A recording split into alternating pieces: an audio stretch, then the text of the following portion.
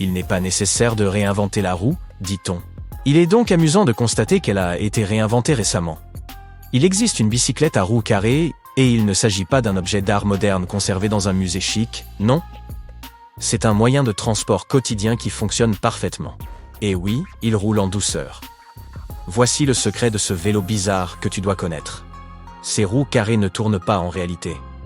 Regarde de plus près leur conception. L'extérieur de la roue est équipé d'un rail. Et c'est ce rail qui se déplace autour de l'ensemble du cadre par la roue. Ainsi, lorsque le cycliste pédale, le rail se déplace et tourne autour du cadre. Cela me fait penser à un tapis roulant. Et, techniquement, le tapis roulant et ses roues carrées fonctionnent à peu près de la même manière. Cette invention semble donc assez sûre. Maintenant, regarde cet étrange robot en forme de U. À ton avis, à quoi sert-il? Une nouvelle brosse à dents conçue par une société française du nom de Y-Brush prétend nettoyer les dents en profondeur. Elle permet en effet de gagner un peu de temps.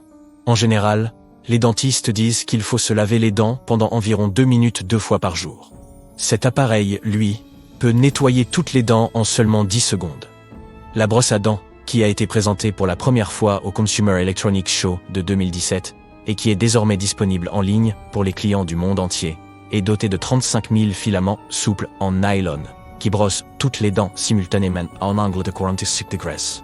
Alors que l'American Dental Association recommande de se brosser les dents 2 fois par jour pendant 2 minutes à l'aide d'une brosse à dents à poils souples, la e-brush a été développée avec l'aide de dentistes. Pendant 4 longues années, c'était disponible en les adultes et enfants. Il n'est pas si facile de changer la couleur de sa voiture. Cela demande beaucoup de temps, d'efforts et d'expertise, mais il semble que ce ne sera bientôt plus un problème. Voici une voiture qui change de couleur. Tu la veux bleue aujourd'hui? Pas de souci. Tu préfères peut-être le rouge? Fastoche. Il y a environ 1 an, BMW a présenté son concept, mais ils sont passés en seulement 1 an d'un design monochrome à un véritable arc-en-ciel de teintes et de nuances différentes. Jette un coup d'œil à ce concept de berline sportive électrique. Baptisé iVision Day, il donne un aperçu de l'avenir avec toutes sortes de technologies géniales, comme des assistants virtuels gérés par l'IA et des affichages intégrés dans le pare-brise. Et tiens-toi bien, ils ont même ajouté une version en couleur de la technologie, dite du papier électronique. Une chose que nous n'avions sûrement pas vue dans le concept de l'an dernier. C'est génial, non?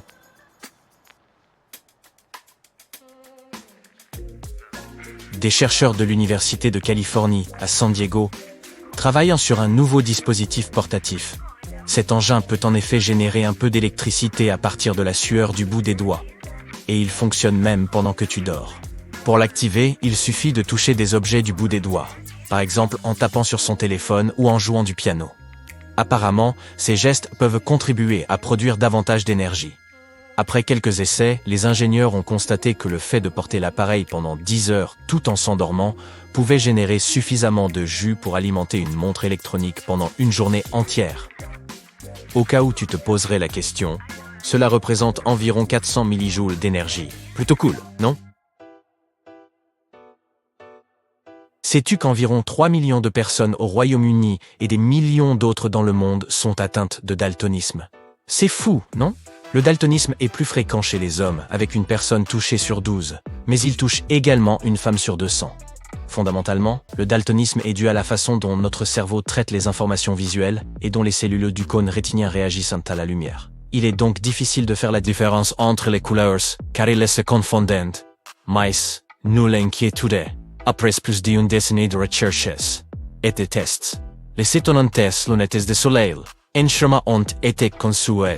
Ces lunettes sont dotées de verres qui filtrent des longueurs d'onde lumineuses spécifiques, ce qui permet de résoudre le problème des ondes qui se confondent. Désormais, les personnes atteintes de daltonisme peuvent enfin voir le monde dans toute sa splendeur colorée. Il faut bien reconnaître que cette invention change la donne. Mais récemment, des lunettes encore plus cool ont été inventées.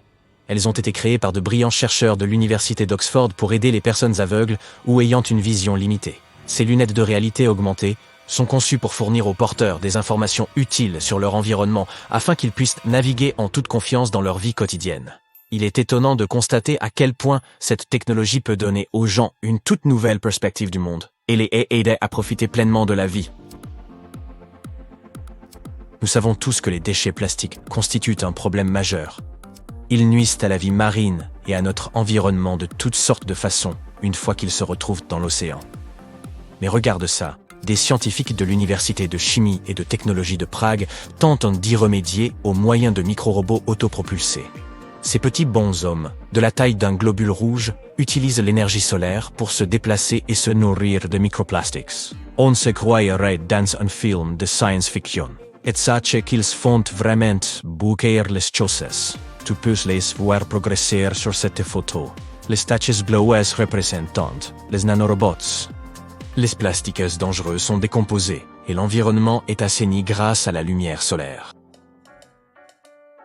Contrairement à toutes les idées mentionnées précédemment dans cette vidéo, celle-ci n'a connu ni reconnaissance ni succès. À l'époque, les mecs ne juraient que par le combo moustache de morse et barbe de bûcheron. Puis, comme la plupart des tendances, elle s'est estompée. Soudain, il était tout à fait dans le coup d'être rasé de près. Mais, soyons réalistes, qui a du temps à consacrer à ce genre de routine matinale ? C'est pourquoi il est devenu normal d'aller chez le barbier du coin pour se faire raser et cirer les chaussures. Le seul problème, les barbiers ne pouvaient ne servir qu'un seul client à la fois. Un génie a donc eu l'idée d'une machine à raser collective. Imagine, une rangée de gars assis côte à côte, avec une machine appliquant de la mousse sur tous les visages en même temps. Ensuite, une lame géante vient couper tous les poils du visage d'un seul coup. En théorie, cette machine pouvait raser 12 hommes à la fois. Mais, comme pour la plupart des choses de la vie, il y avait des inconvénients. La machine ne pouvait pas s'adapter aux différentes formes de visage, si bien que certains se retrouvaient avec des rasages très inégaux. Et le pire des scénarios, les coupures douces à la lame géante. Aïe! Encore une invention liée aux moustaches. À l'époque victorienne, les hommes prenaient leur apparence très au sérieux. Un gentleman digne de ce nom savait qu'une moustache bien entretenue était la clé du succès. Mais une belle pilosité faciale entraîne de grandes responsabilités. Comment un homme pouvait-il protéger sa précieuse pilosité des boissons chaudes ou mousseuses ? L'homme pouvait utiliser la tasse à moustache, inventée par un potier britannique du nom de Harvey Adams. Mais cela ne suffisait pas à Reuben P. Hollinshead, qui a breveté une invention encore plus balèze en 1890. Un protège-moustache qui gardait les poils d'un gentleman hors de danger pendant qu'il mangeait et buvait. Cela peut sembler un peu douloureux, mais bon, que ne ferait-on pas pour une moustache parfaite ? La culture du pourboire varie d'un pays à l'autre. Aux États-Unis, il est extrêmement impoli de ne pas donner de pourboire, alors qu'au Japon, il est extrêmement impoli d'en donner un. C'est fou, non ? Mais sais-tu que dans les années 50, on a inventé un système automatisé de collecte de pourboire ? On se demande bien comment ils en ont fait la publicité. C'était probablement un truc du genre « Voici l'invention ultime pour tous les garçons d'ascenseur paresseux. Le collecteur automatique de pourliche. Désormais, vous n'aurez plus à faire la grimace si vous n'êtes pas satisfait de votre pourboire. La machine le fera pour vous. » Trêve de plaisanterie. Plongeons dans l'histoire de cette machine. Elle est l'œuvre d'un inventeur amateur du nom de Russell Oakes. L'appareil lui-même était équipé d'une main artificielle et d'une caisse, et pouvait être attaché autour de la taille pour un maximum de commodité. Et si le pourboire d'un client n'était pas à la hauteur, pas de souci, il suffisait de faire clignoter le panneau « No sell » et de passer au prochain pigeon. Qui a besoin d'une interaction humaine quand on a un robot qui ramasse l'argent à ses côtés ?